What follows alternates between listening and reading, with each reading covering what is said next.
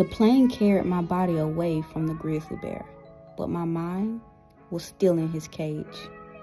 I stared out the window, wondering if my kids felt the same mix of relief and guilt eating me alive.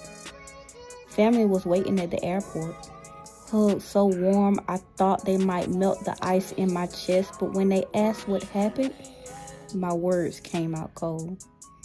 I was holding 3 kids, 1,000 secrets, and a truth I didn't know how to say out loud. And even in my mother's arms, my phone kept buzzing. His name on the screen felt like a ghost I couldn't stop letting in. I told myself I miss him, but maybe I just missed the chaos I survived.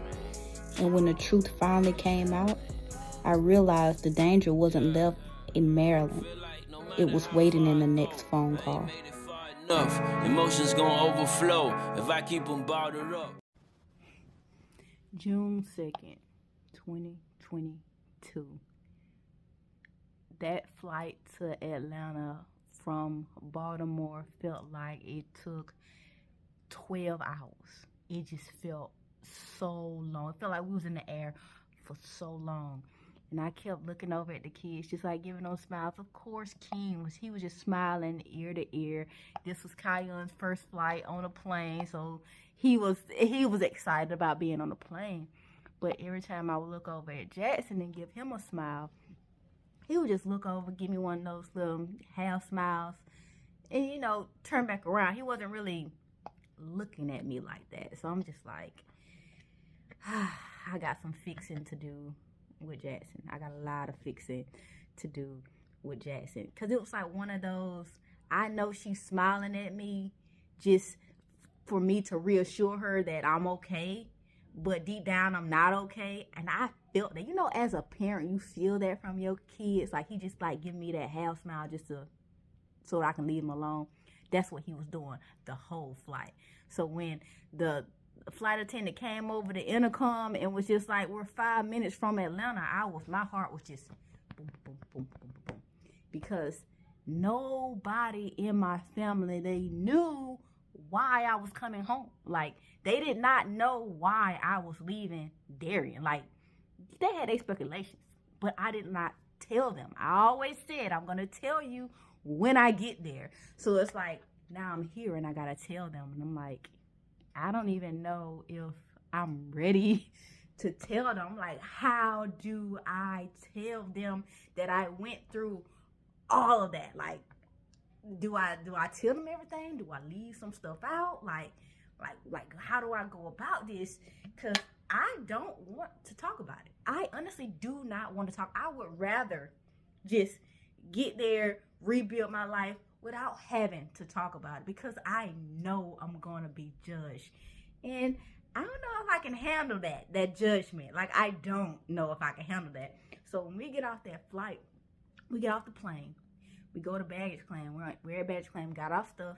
And as I'm waiting for my aunt to pull up, because my aunt, my mom's oldest sister, my auntie Spank, she's the one picking us up from the airport, because my mom is on her way to Atlanta from her home, which was like an hour and 45 minutes or so from where she stays. So my aunt lived in Atlanta, so she picked me up from the airport. So while we're waiting for her to pick me up, I end up calling my boss, because I'm supposed to go to work the next day, because it's Tuesday and I work on Wednesday, so I was supposed to go to work the next day. So I called my boss and I was just like, hey, I'm not going to be able to come in. I appreciate the opportunity, but I had to leave Maryland. And she was just like, I understand. And I was like, yeah, I appreciate everything. Thank you for letting me come back. Thank you for just letting me work those 2 weeks. I'm so sorry that I couldn't give you any more notice. And she stopped me there. She's like, no need to apologize. The only thing that matters is that you and your kids are away and y'all are safe. I know how much you have been struggling with that. I know everything. You haven't told me everything, but I know some of the stuff that you could have possibly went through with being with someone like him. So no apologies necessary. Thank you for being such an amazing worker. Like, that's all that's needed. And I'm just like, thank you. I'm just thanking her, and I'm still apologizing. Every time I apologize, she says, stop apologizing. And I'm like, okay, All right. And then we end up getting off the phone. She wished me well and told me to stay in touch. We ended up getting off the phone. After I got off the phone with her, I ended up contacting Kaya's daycare to apologize for Darian showing up there, because I did tell her before Kaya started that there was not going to be any drama, and yet again there was drama. So I called her apologizing to her for that, but just letting her know that Kaya is no longer going to be attending the daycare because we're no longer going to be in Maryland and this and that. And she was like, thank you. Just thank you for letting me know. Take care of yourself. Take care of Kaya. It's all good. Water under the bridge. I'm like, okay. Hung up with her, and I'm just looking around for my aunt. Jackson's standing on the side of me. King and Kaya, and they sitting over there playing. Because it's like, they're in a different space now. So they're just playing. I'm nervous because this is going to be the first time I'm seeing my family post-breakup. So I know my family is nosy. They're going to want to know every small little detail. And I'm just like, in my mind, I'm thinking like, I don't even know if I want to tell them everything. Because I know they're going to judge me. I know that they're going to judge me. With everything, if I tell them everything that happened, they're going to judge me. So I'm like, how do I even start that conversation? Like, hey, yeah, mom, this nigga was beating my ass. Like, no. Or like, mom, this man had the package and was trying to give it to me every chance that he could. Can't say that either, because everybody's question is going to be, why didn't you tell us? Why didn't you leave sooner?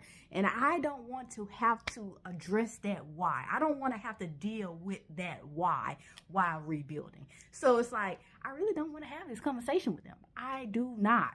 Like, not at all. Then my aunt finally pulls up.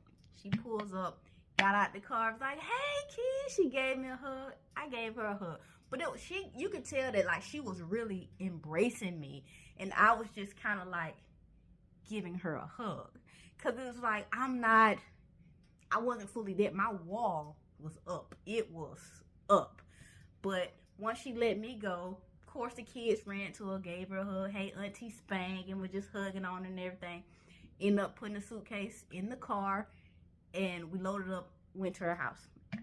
On the way to her house, she let me know that my mom was almost there. Like, she'll probably get there maybe like 15 minutes after we get there. And I'm just like, okay. Whole time I'm sitting quiet. She was asking me how was the flight, and I was like, it was fine. Like, literally just giving her like as little as I can, because I don't want to talk. Like, I don't want to talk. I really don't.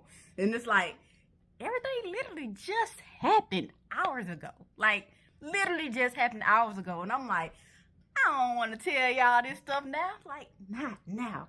So we get to our house. We get there. We settle in. Then my mom came in. When my mom came in, it was just like one of those, my mama. Because it's like, after everything that me and my mom have went through throughout this entire 5-year relationship with D, at the end of the day, she was still my mom. So it's like, as soon as she walked through the door in the kitchen, I instantly went and I hugged my mom. And she hugged me, and we just started crying. We were just crying for a good 2 minutes straight, just embracing and crying. And when she finally let me go, she was just like, okay, what happened?